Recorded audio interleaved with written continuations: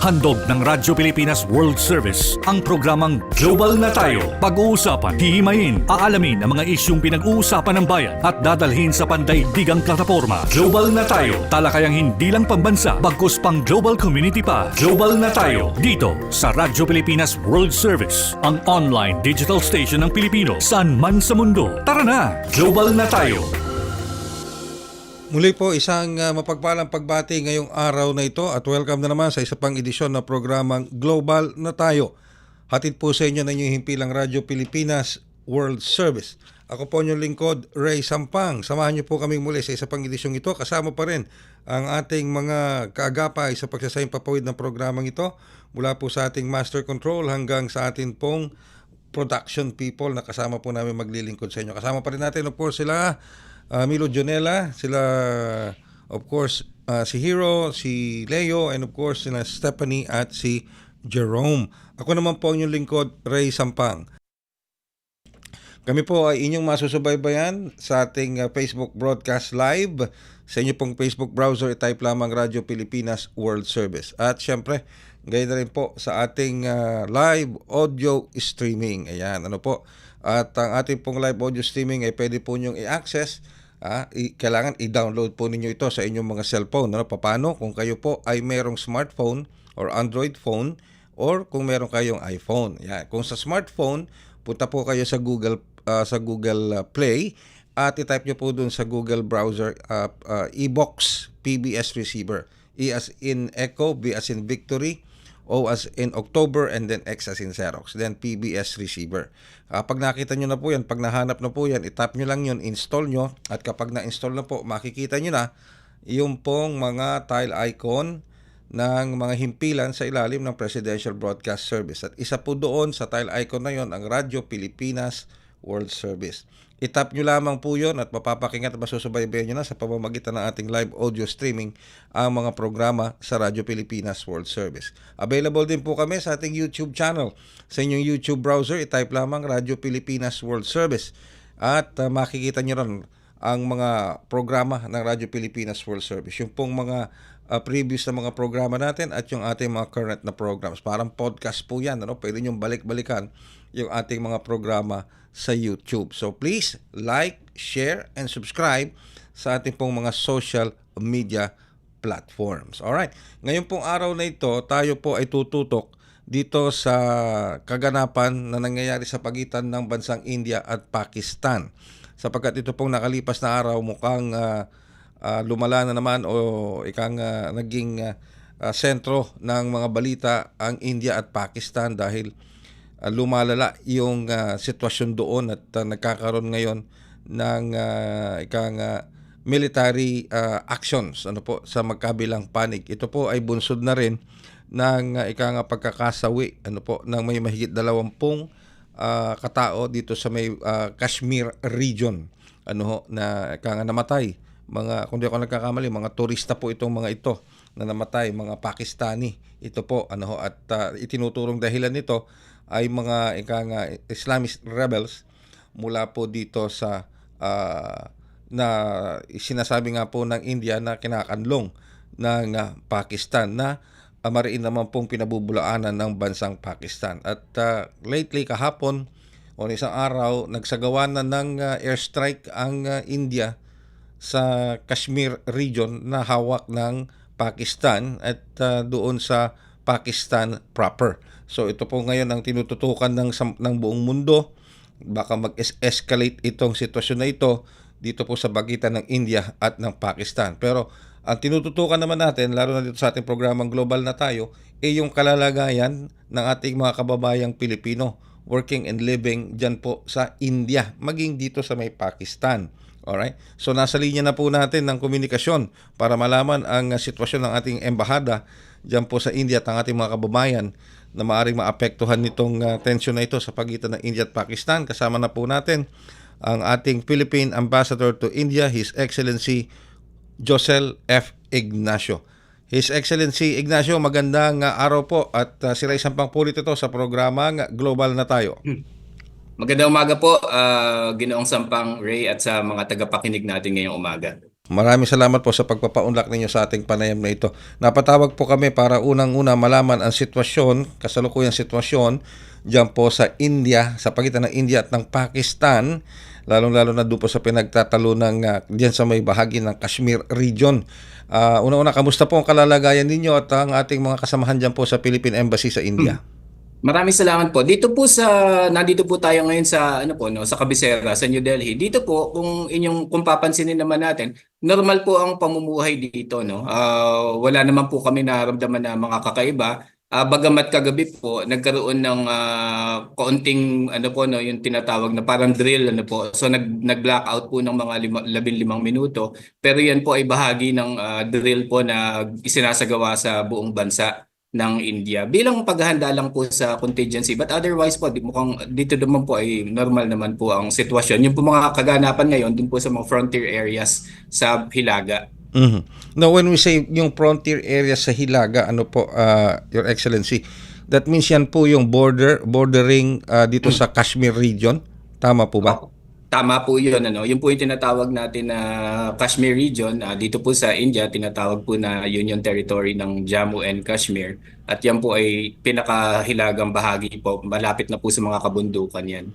Alright. At nagkakaroon po ngayon ng tension dyan. Nagre-reignite yung tension sa pagitan ng India at ng Pakistan. At lately nga po, nagsagawa ng aerial strike ang Pakistan dito sa may Kashmir region na kontrolado ng Pakistan, maging dito sa tinatawag na Pakistan proper. Ang talagang tinututukan natin dito, tulad ng pagtutok po ninyo, Excellency Ignacio, yung ating pong mga kababayan, mga Filipinos working and living or mga OFWs natin. Kamusta po ang kalalagayan nila kung meron mang nandoon sa border region na yon, Ambassador?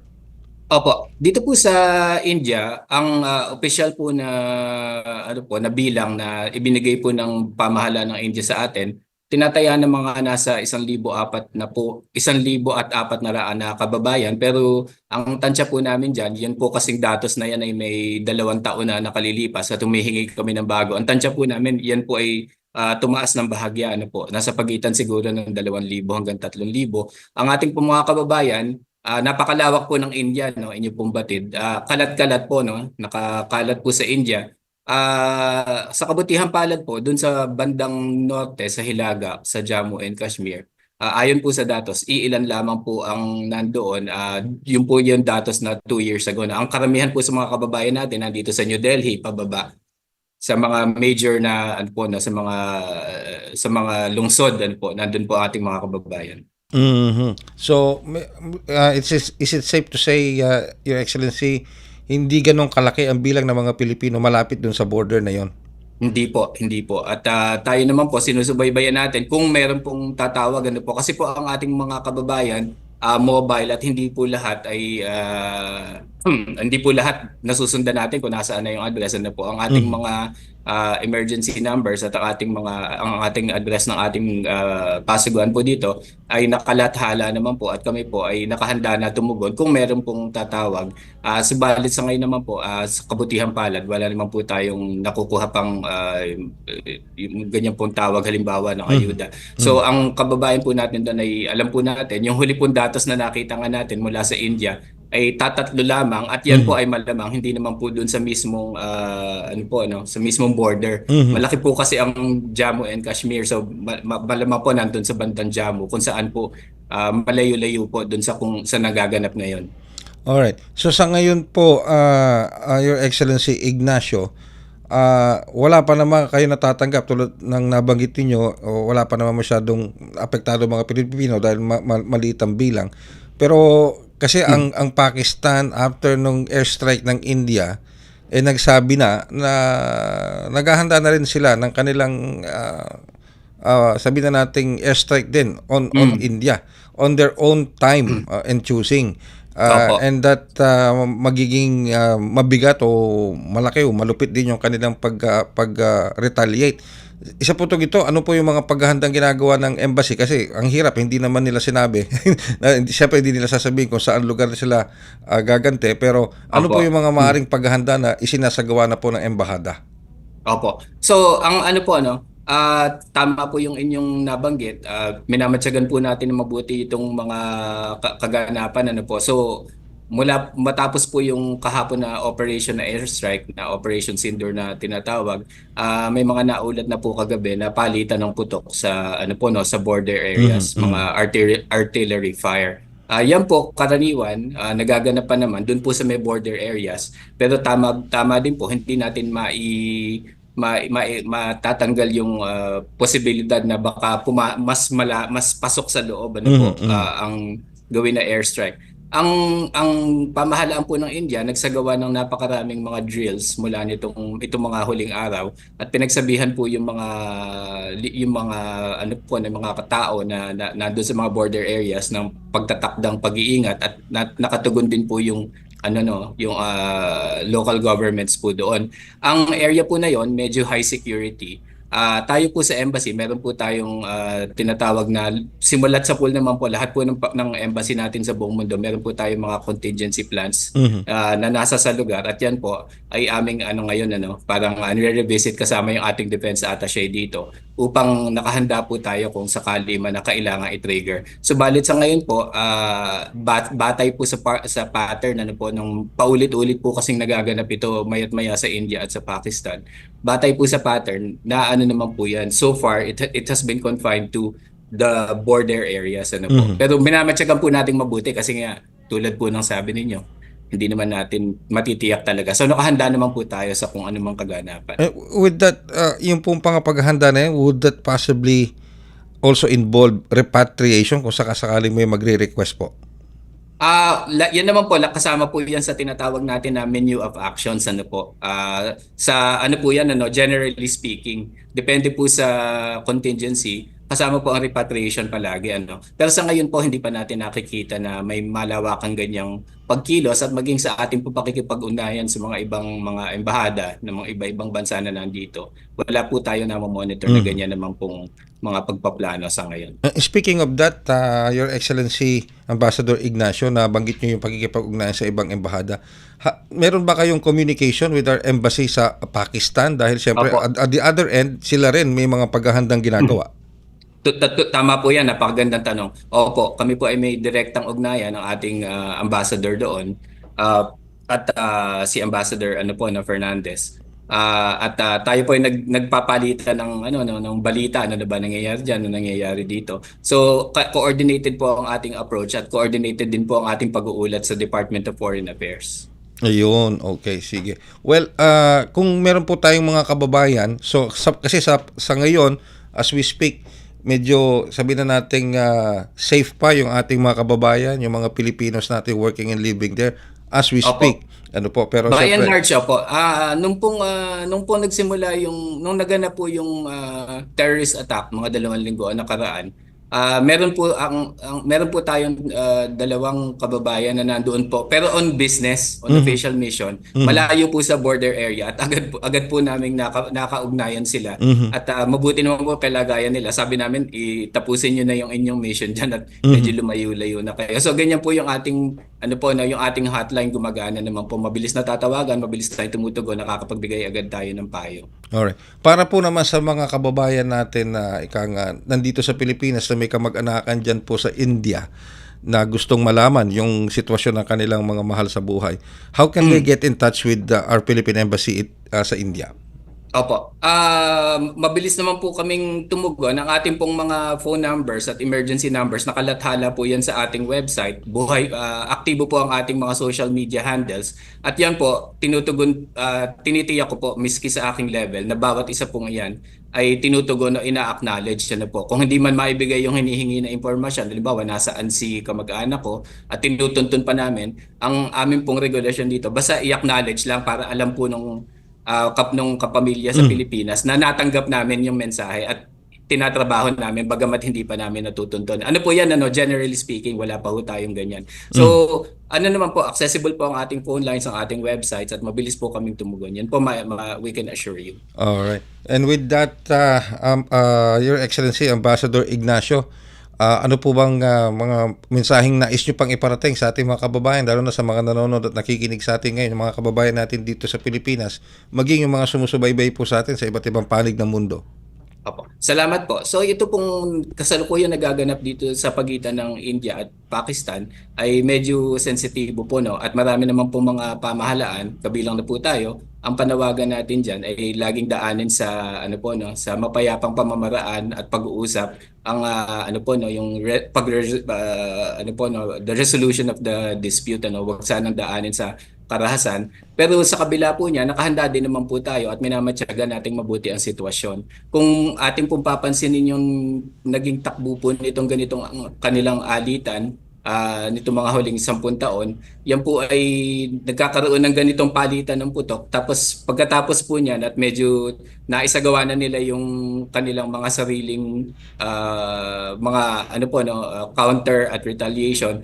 Karaniwan po minsan ay nagsisimmer down naman. So yan po sana ang ating inaasahan. Pero hindi po tayo nagkukulang sa pagmamatsyag. Nakahanda po ang embahada na magbigay ng advisory kung kinakailangan. Subalit sa ngayon po, mukhang hindi pa naman po tayo maabot sa ganyan.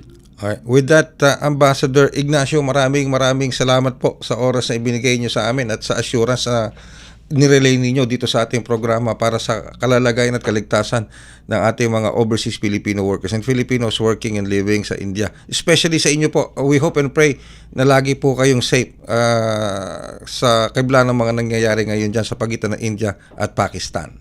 Maraming salamat po, Mr. Sampang, sa ngalan po ng aking mga kasama dito. At sa ating po lahat ng kababayan na nandito sa India, maraming salamat po sa pagkakataon na to. Makakaasa po kayo na kami ay nakatuntun dito, nakatuon po ang aming pansin ng mabuti. Thank you very much po, Ambassador Ignacio, Your Excellency, for the time na pinagkaloob niyo sa amin. Keep safe po and God bless. Maraming salamat. Salamat po ng marami. Magandang umaga po. Ang ating pong Ambassador to India, His Excellency Jose F. Ignacio. Nakasama po natin dito sa ating programang Global na Tayo. So, good news yun as we speak. As of now, ayon po kay Ambassador Ignacio, relatively safe pa naman, calm ang sitwasyon dyan sa India, maging dito sa may border ng India with itong ang pinangyarihang gulo dito sa may Kashmir region. Although nagkakaroon ng konting palitan ng artillery fire, maliit naman daw po ang bilang ng mga Pilipino na malapit. Hindi naman sinasabing nandoon sila mismo, malapit sa border, pero medyo malapit doon sa border, pero wala mismo doon sa border. Okay? So wala pa naman po tayo natatanggap na anumang hindi kaaya-ayang balita na sinasapit ng ating mga kababayang Pilipino na nagtatrabaho at naninirahan sa India. At bagamat gano'n, nakatutok pa rin ang ating Philippine Embassy sa India sa mga nangyayaring sitwasyon doon para kagyat na mabigyang tulong o assistance ang ating mga kababayan bilang bahagi ng kanilang serbisyo as mandated by law, as mandated by the Department of Foreign Affairs bilang isang embahada natin sa India para nakantabay lagi sila tumulong sa ating mga kababayang Pilipino doon. Magbabalik po ang inyong programa, makalipas lamang ang ilang paalala. This is a public service announcement. Isang paalala mula sa National Telecommunications Commission, National Capital Region o NTC-NCR. Ang kanilang Oplan Contra Text Scams. Oplan Contra Text Scams. Binabalaan ng publiko na sakaling kayo ay makatanggap ng kakaibang text messages sa mga di kilalang numero o di kaya ay mga text messages na may kahina-hinalang mga link. Huwag pansinin, huwag pindutin, huwag i-click ang link. Huwag i-click ang link. Ipagbigay alam agad sa NTC website ntc.gov.ph o kaya sumulat sa kanilang email na contratextcam@gmail.com. Sa mga panahong ito, huwag padaya, maging wais na madla. Makibahagi sa Oplan Contra Text Scam.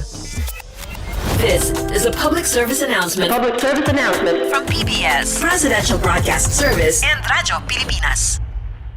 This is a public service announcement. Maging handa sa oras ng sakuna. Para sa iyo at sa iyong pamilya, laging siguruhin. Go Bag ay nakahanda at naglalaman ng mga sumusunod. Ilang pirasong damit, ready-to-eat na pagkain at inuming aabot ng 3 araw.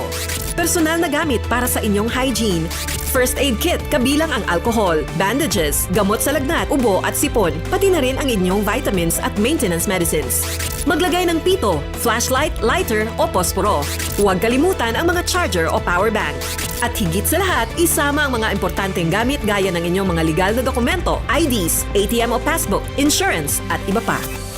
This is a public service announcement. From PBS, Presidential Broadcast Service, and Radyo Pilipinas.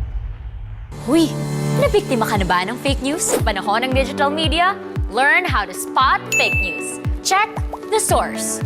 Kung di legit, dapat magduda. Check the purpose. Informative or troll post at clickbait lang. Check the ownership. Mapagkakatiwalaan ba ang pinagkukuhanan nito? Check the time and date. Baka naman outdated na yung news na yan, ha? SPOT. Together, let's spot fake news. Tiyakin ang katotohanan, fake news ay labanan. A friendly message from PCO, DepEd, CHED, DSWD, DILG, PBS at Radyo Pilipinas. Kayo po ay patuloy na sumusubaybay sa ating programang Global na Tayo. Dito pa rin sa inyong himpilang Radyo Pilipinas World Service, ang online digital platform ng Presidential Broadcast Service Bureau Broadcast Services. Available po kami sa ating Facebook page para sa ating Facebook Broadcast Live, sa ating live audio streaming, and of course sa ating YouTube channel. Kanina nakausap natin ang ating Philippine Ambassador to India, si His Excellency Josel F. Ignacio. At nalaman natin yung sitwasyon doon as we speak sa kanila. Siyempre pati na rin yung kalalagayan ng ating mga overseas Filipino workers na maaring pumalagay sa alanganin.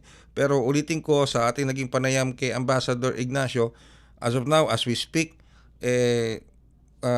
safe pa naman yung ating mga kababayan. At batay sa kanilang mga figures na nagmumula sa statistics ng Indian government, meron na tayong mga around 1,700 to 2,000 na mga Filipinos working and living sa India, no? Pero dun po sa tinatawag nilang line of control o yung pinaka-border ng India dito sa Kashmir, ay wala po nababanggit si Ambassador Ignacio na meron tayong mga kababayan na nagtatrabaho o naninirahan malapit doon sa line of control. Alright? At wala pa naman po nakakarating na balita o report sa kanila na meron na tayong kababayang nasaktan o na-injure dahil po sa mga unang-una sa airstrike na ginawa ng India sa Kashmir na kontrolado ng Pakistan at maging doon sa Pakistan proper. Okay?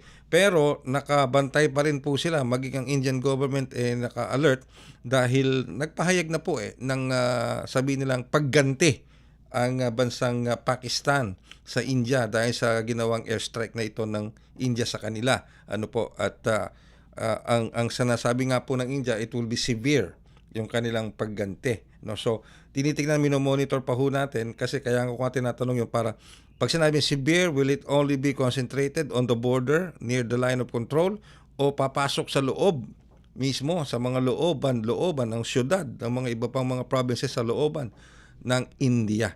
Pero yun po ang patuloy na minomonitor ng mga otoridad doon, maging ng ating Philippine Embassy to India. At natutuwa rin tayo at ang ating mga kababayan, ng ating mga opisyal, ang ating ambassador, pati ang ating mga embassy officials sa India ay kasalukuyan pong nasa mabuting kalagayan. Now, going to Pakistan, sinusubukan po kasi namin kunin ang panig ng Philippine Embassy to Pakistan. Kaya lang hindi po namin makuha for some other reason. I don't know kung bakit. Pero meron po na silang nilabas na mga advisory para naman sa ating mga kababayang Pilipino na nagtatrabaho at naninirahan doon. Yung pong advisory na yon nagpapayo sa ating mga kababayan dahil nga po sa nangyaring recent missile strike ng India sa loob ng Pakistan. So pinapayuhan po na itong mga kababayan natin na medyo sa Pakistan na i-avoid yung mga areas ng Bimbir City, South Kashmir, dito sa Sialkot line of control at sa mga lugar within the 5 miles of India-Pakistan border. Ayan, okay? At pinapayon din po ang ating mga Pilipino kababayan doon sa Pakistan na i-avoid yung non-essential travel. Particular dito nga po malapit sa border ng tinatawag na line of control. At manatili sa loob at mag-monitor ng kanilang mga tahanan, ng mga building at mag-monitor ng mga official announcements mula sa local authorities ng Pakistan. Alright, at siguruhin na kanilang mga mobile phones ng ating mga kababayan na naninirahan at nagtatrabaho sa Pakistan ay lagi nakabukas, fully charged, para sila ay madaling matawagan kung ano man yung mga kinakailangan na instructions na ibahagi ng ating Philippine Embassy sa Pakistan para sa ating mga kababayang Pilipino na nagtatrabaho at naninirahan na sa Pakistan. Panalangin natin na wag na mag-escalate ito kasi parang parang sa ngayong taon ito parang ang daming problema ng mundo. Hindi pa tapos yung Russian-Ukraine war. Hindi pa ho tapos yan. Tapos eto pa, meron din kaguluhan sa gitnang silangan dahil meron yung Houthis, yung Yemen at ang Estados Unidos are also involved in some military action. Tapos eto pa, yung pang trade war na sinimulan ng Estados Unidos sa pangunguna ng kanilang POTUS. Sino ba yung POTUS? President of the United States. Sino ba yon? Si Donald Trump. Yung trade war niya with China, with Canada, with Mexico. At ang masakit, nag-declare din siya ng trade war, pagtataas ng tarif sa kanyang mga kaalyadong bansa, kaibigan na bansa, including the Philippines. Okay? Including the Philippines. Okay, so pagsamasamahin natin itong lahat, plus yung mga kalamidad na nararanasan, natural at man-made calamities, parang napakabigat. So baka kinakailangan natin ng konting pagninilay-nilay, pagdarasal at guidance at protection mula sa may kapal. Kung sino man po ang pinaniniwalaan ninyong Diyos o relihiyon, siguro sabay-sabay tayong dapat manalangin, sabay-sabay tayong mag-alay ng dasal para sa kapayapaan ng buong mundo, hindi lang sa Pilipinas but ng buong mundo. At mabigyan tayo ng kaunting kaginhawahan sa araw-araw na ginawa natin sa pananatili dito. Maraming salamat po sa inyong pagsubaybay sa isa na namang edisyon ng Global na Tayo. Sa ngalan po ng lahat ng ating mga nakaagapay sa ating technical side at sa production side, ako naman po ang inyong lingkod, Ray Sampang. Maraming salamat at inaasahan ko magkakasama-sama tayong muli sa isa pang edisyon ng Global na Tayo. Handog ng Radyo Pilipinas World Service ang programang Global na Tayo. Pag-uusapan, hihimayin, aalamin ang mga isyung pinag-uusapan ng bayan at dadalhin sa pandaigdigang plataforma. Global na Tayo, talakayang hindi lang pambansa, bagkus pang global community pa. Global na Tayo, dito sa Radyo Pilipinas World Service, ang online digital station ng Pilipino, saan man sa mundo. Tara na! Global na Tayo!